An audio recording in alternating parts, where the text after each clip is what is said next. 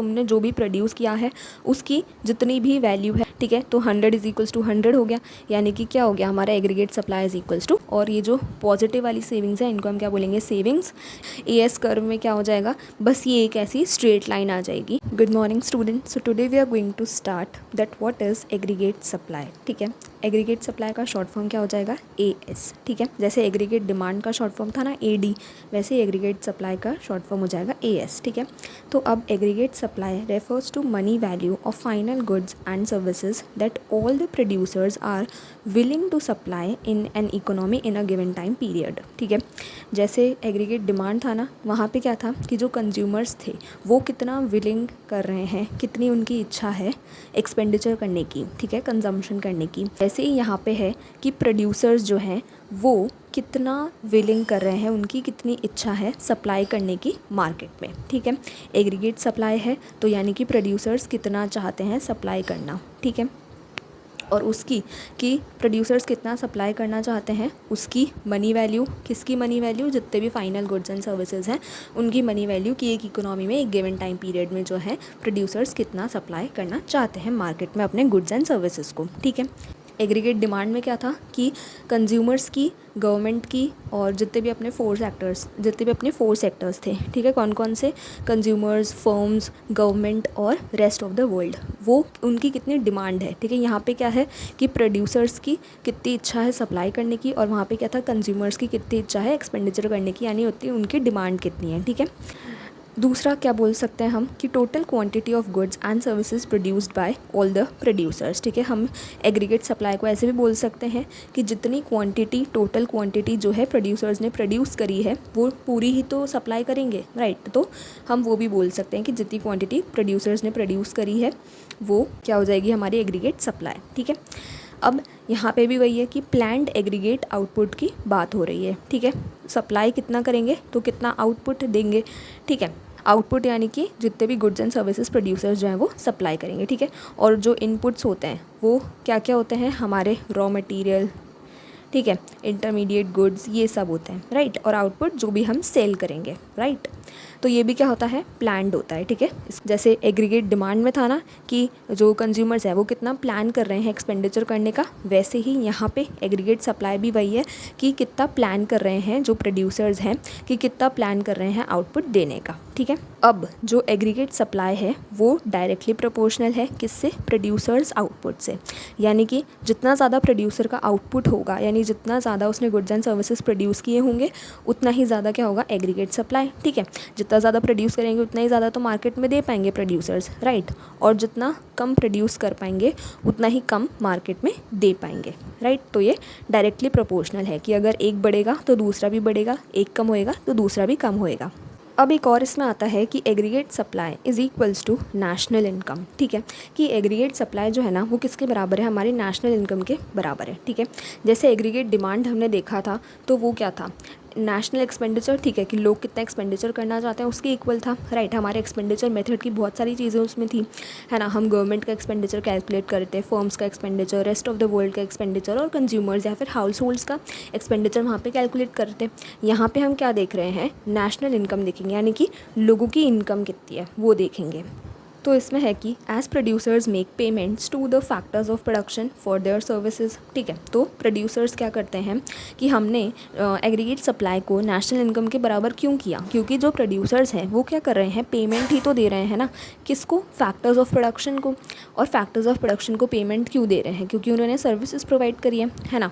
अब हमारे factors of production में कौन कौन आ जाएंगे, चार लोग आएंगे, है ना। हम ऑलरेडी फर्स्ट चैप्टर में पढ़ चुके हैं नेशनल इनकम के कि फैक्टर्स ऑफ प्रोडक्शन में कौन कौन आएंगे, land, labour, capital and enterprise, है ना। तो अब लैंड को हम जो है क्या इनकम देंगे, हमने लैंड, किसी का लेट सपोज लैंड यूज़ किया तो क्या क्या पे करना पड़ेगा, रेंट पे करेंगे, ठीक है। और किसी एम्प्लॉय की हमने सर्विसेज ली तो हम उसको क्या देंगे, वेजेस देंगे, है ना। किसी का अगर आपने कैपिटल यूज़ किया, ठीक है, तो उसको हम क्या देंगे, इंटरेस्ट देंगे। और जो हमारा एंटरप्रेन्योर है उसको हम क्या देंगे, प्रॉफिट देंगे, ठीक है। ये सब क्या हुई, इनकम ही तो हुई ना, ठीक है। तो क्या बात हो रही है इसमें कि एग्रीगेट सप्लाई, यानी कि एग्रीगेट सप्लाई क्या होती है कि प्रोड्यूसर्स मार्केट में कितना सप्लाई करना चाहते हैं, है ना। तो अब जो प्रोड्यूसर्स मार्केट में सप्लाई करेंगे गुड्स एंड सर्विसेज का, उनको कौन खरीदेगा, हमारे जितने भी फैक्टर्स ऑफ प्रोडक्शन है वही तो खरीदेंगे, है ना। और ये फैक्टर्स ऑफ प्रोडक्शन को जो इनकम दी है जो हमारे प्रोड्यूसर्स हैं, उसी इनकम से तो खरीदेंगे वो प्रोडक्ट्स एंड सर्विसेज, राइट। सो घूम फिर के वही बात आ रही है ना। तो अब देखो, ये जो rent plus wages plus interest plus profit है, ये सब क्या है, इनकम है, किसकी, हमारे फैक्टर्स ऑफ प्रोडक्शन की। टोटल आउटपुट इज़ डिस्ट्रीब्यूटेड, ठीक है। तो इन्हीं चारों को, यानी फैक्टर्स ऑफ प्रोडक्शन को ही तो जो प्रोड्यूसर है वो अपने आउटपुट डिस्ट्रीब्यूट करेगा, है ना, तभी तो वो लोग खरीदते हैं, है ना। जो हमारे प्रोड्यूसर्स हैं वो किसके लिए प्रोड्यूस कर रहे हैं, गवर्नमेंट, कंज्यूमर्स, फर्म्स और रेस्ट ऑफ द वर्ल्ड के लिए ही तो, ठीक है, यानी कि फैक्टर्स ऑफ प्रोडक्शन के लिए ही तो, ठीक है। एक और तरीके से हम बोल सकते हैं कि एग्रीगेट सप्लाई वो क्या हो जाएगी, total value of output available for purchase, ठीक है।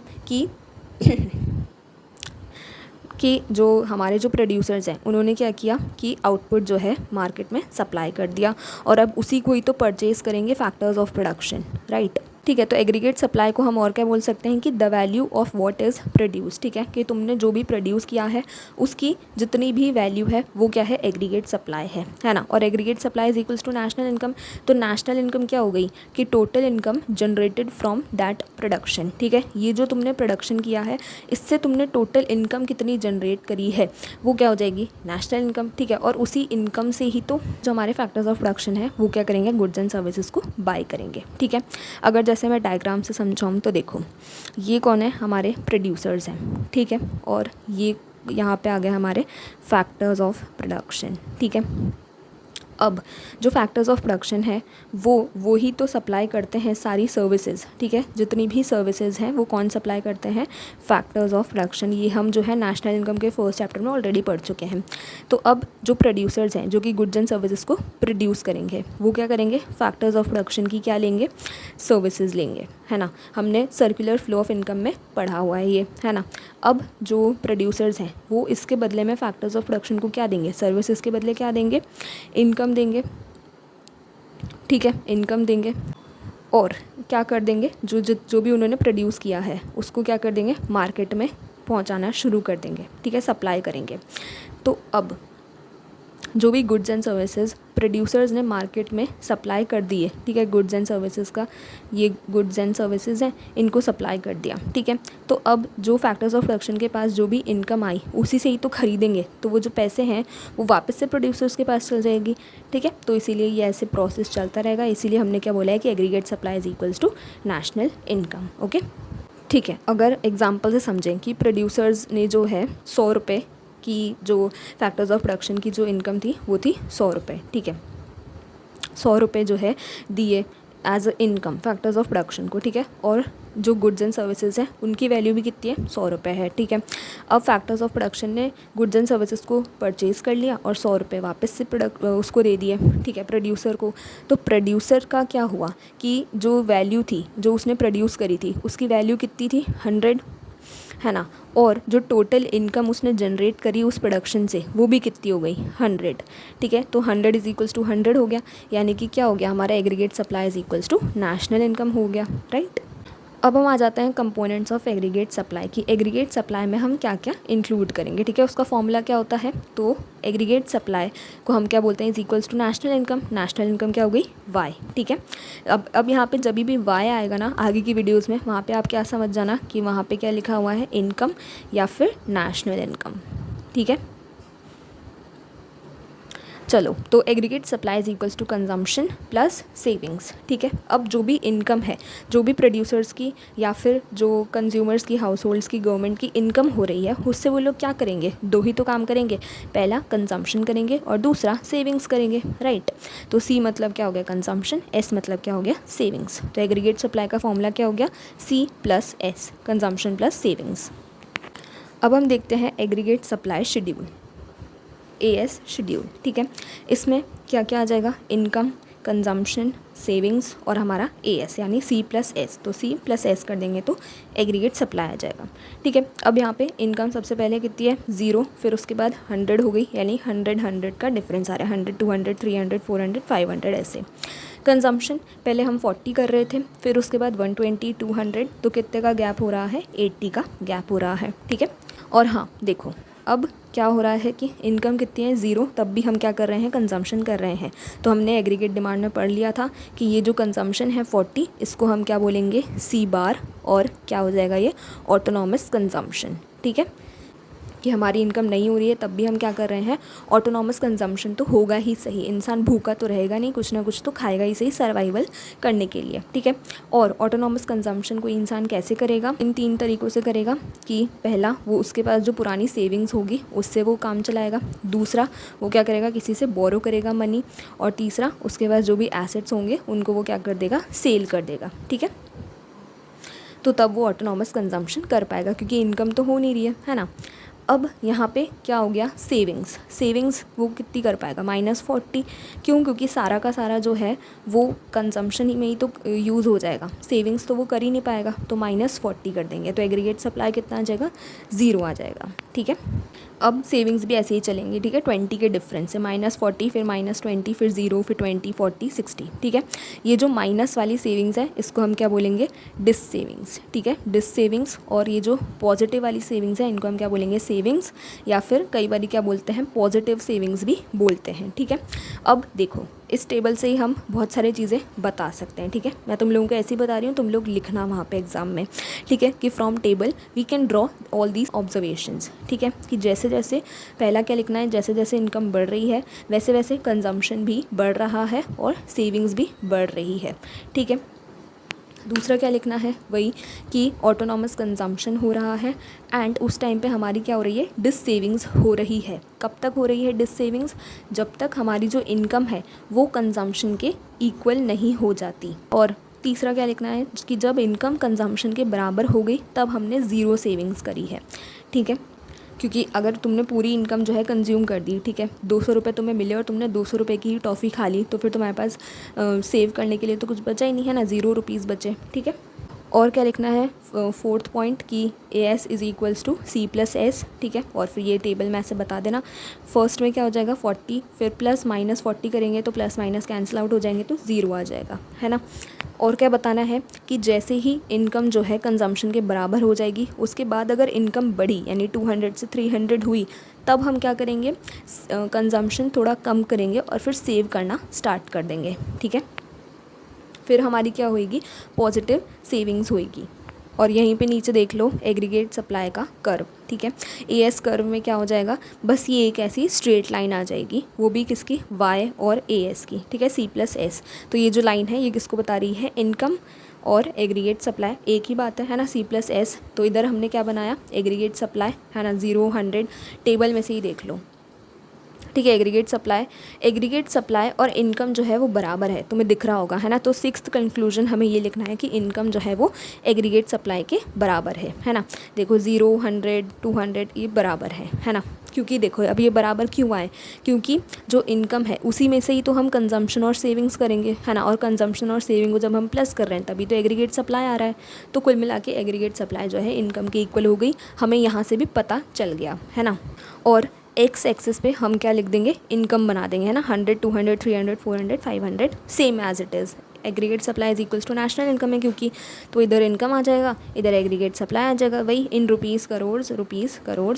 और यहाँ पे ये जो लाइन है ये 45 डिग्री के एंगल पे बनेगी।